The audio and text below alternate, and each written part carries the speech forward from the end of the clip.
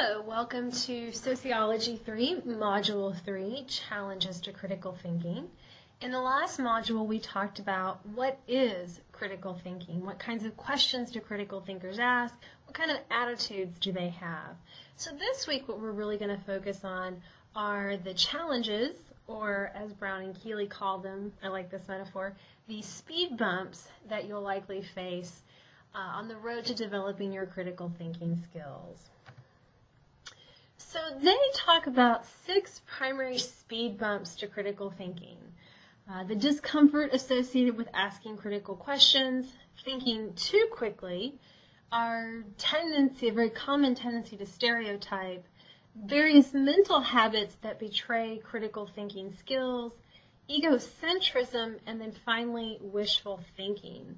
So what I want to do in this video lecture is go one by one and talk about what are these speed bumps? Why do these things present challenges to critical thinking? And I really want to focus on tips for overcoming these speed bumps to critical thinking. So the first one, the discomfort associated with asking critical questions. As Brown and Keeley stress, critical thinking is a social, not a solitary activity. It is something that we engage in with other people.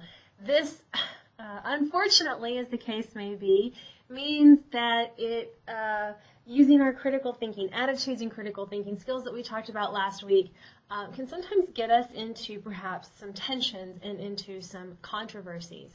Now, asking critical questions doesn't necessarily mean being argumentative, right? It doesn't mean saying that someone else is wrong just for the sake of saying someone is wrong.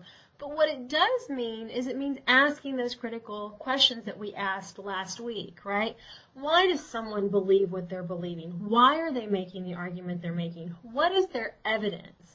And a lot of people just simply aren't used to being questioned about their claims and beliefs. And sometimes that can be really off-putting. Think of the last time that you were engaged in an argument with a friend or a family member, or this happens a lot with me, right? Two different students in class, or maybe even between a student and a professor, and someone makes a claim and that other person asks them to explain that, and sometimes that person can get quite defensive. So a good critical thinking tip for addressing this speed bump is really know your audience, know who you're talking with, know who you're engaging, and always use your critical thinking questions diplomatically. Always be very respectful, not the, why do you think this? You're wrong. How could you think that? Where's your evidence? A lot of it can just be in tone and the way that you approach asking your critical questions.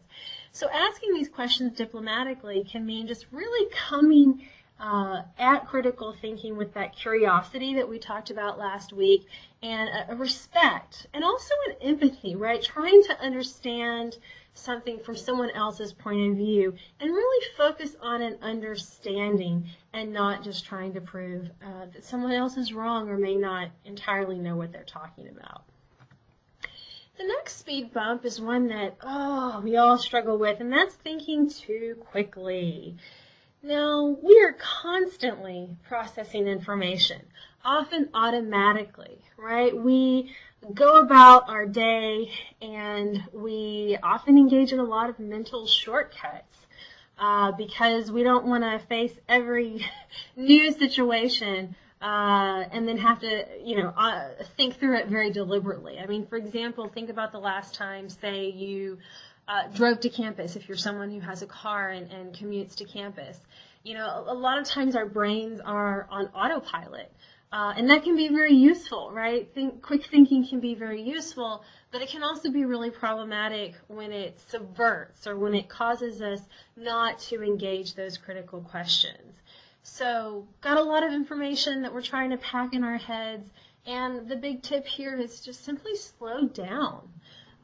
Think very methodically. Try to think rationally, and do so by focusing on questioning why you think what you do. Always be willing to ask yourself this. Remember, we talked last week about the importance of humility as a characteristic of a critical thinker. And we always want to ask ourselves, okay, I have this belief about something. where did I get that belief? What evidence is that belief based on? Do I just think that way because I've always thought that way? Have I ever really sat down and methodically thought through why it is that I believe that?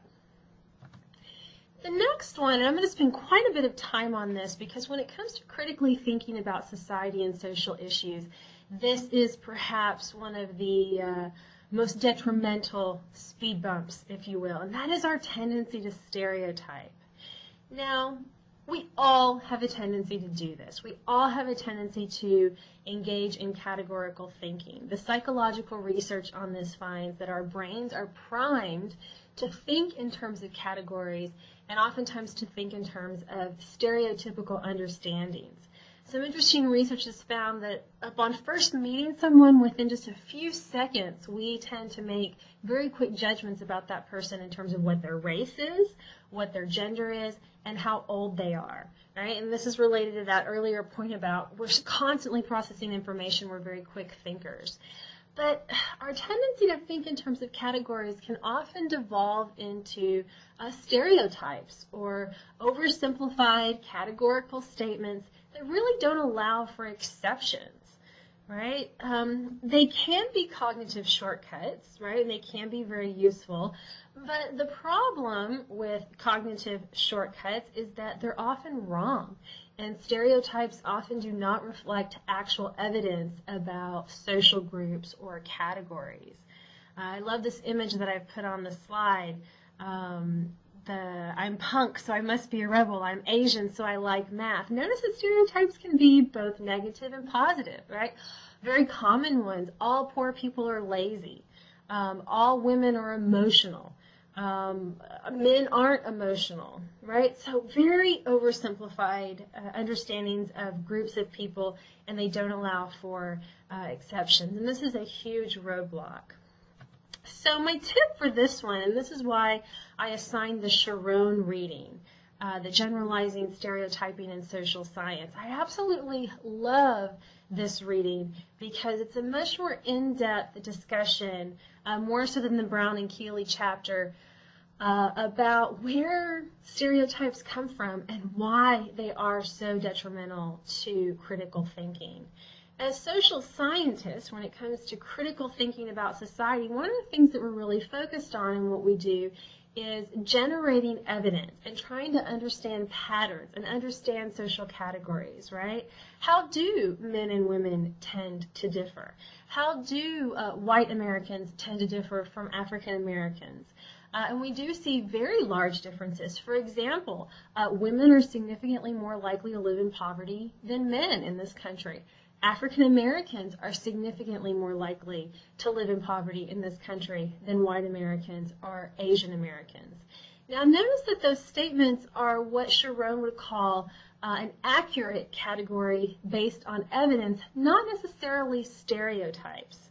Okay, and he argues that the purpose of social science, and I would say for the purposes of this course, one of the main purposes of critically thinking about society is to generalize, to be able to create general statements about social life so that we can better understand social life, but without stereotyping. And I've recreated this chart here on the slide that's on the very last page of that reading that I've assigned about the different characteristics, what really differentiates stereotypes from what Sharon calls accurate categorizations. He says that stereotypes tend to be very judgmental, right? All poor people are lazy. Listen to the judgment in that statement. Stereotypes don't allow for exceptions, right? You're in the category, you're out of it, right? If you're a woman, you're emotional, and there's no exception to that, right? Stereotypes are all powerful categories. They really capture all the aspects of who a human being is. They also tend to reject new evidence. They don't tend to be based on carefully created, carefully collected data and analysis. And they're not really interested in cause, right? So for example, when I tell you, and this has been established over and over in all research on this, you can go look it up on census data if you're interested. The statement I made that African Americans in this country are more likely to live in poverty than white Americans, right?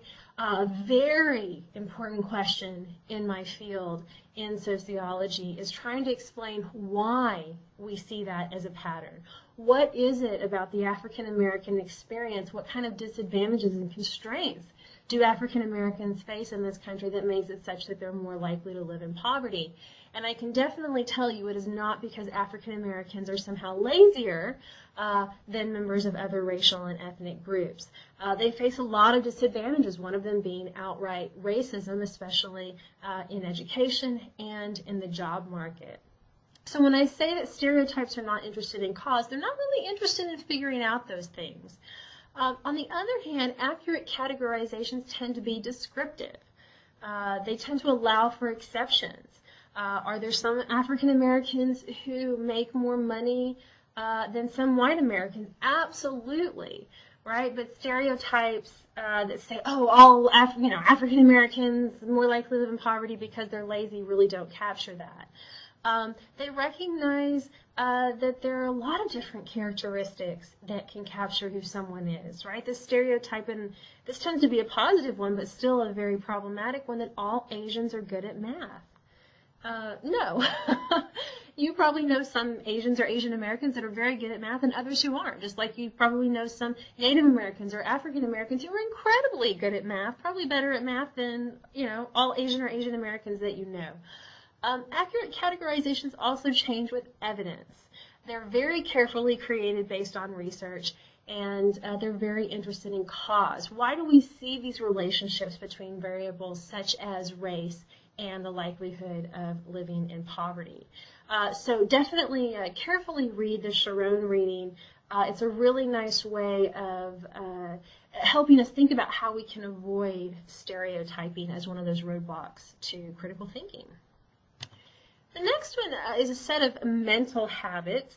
Brown and Keeley call these mental habits that really thwart critical thinking. And I don't know about you guys, but these definitely resonate with me. The first one being the halo effect, which is our tendency to focus on only one positive or sometimes one negative trait about a person or organization or entity, and really, use that one positive trait through which to refract all of our information and all of our beliefs about someone or something. Maybe you have a friend that you think is just a very nice, kind human being.